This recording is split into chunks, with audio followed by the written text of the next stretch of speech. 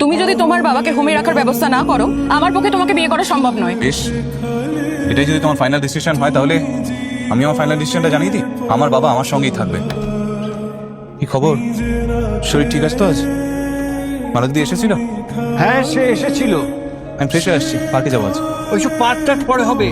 আগে বল, তোর মুখটা ওই রকম হয়ে আছে কেন? কি হয়েছে? কিছু না তো। এই শোন, বাপের সঙ্গে মিথ্যা কথা বলার একদম চেষ্টা করবি না। বিয়েটা আমি ক্যান্সেল করে দিয়েছি বাবা। ও তোমাকে হোমে রেখে আসতে বলছিল। তুমি থাকলে নাকি ওর পক্ষে সংসার করা সম্ভব নয়।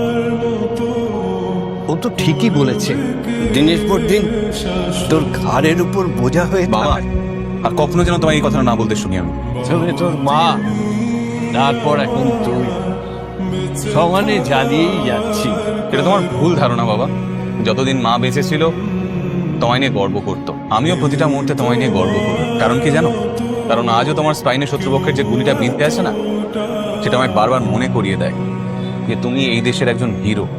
আর যদি সেটা নাও হতে, তুমি খুব সাধারণও কেউ হতে, তাহলেও আমার তোমায় নিয়ে গর্ব হতো। কারণ কোনো ছেলে স্বীকার করুক আর নাই করুক, তাদের প্রথম হিরো বাবাই হয়। বাবা তুমি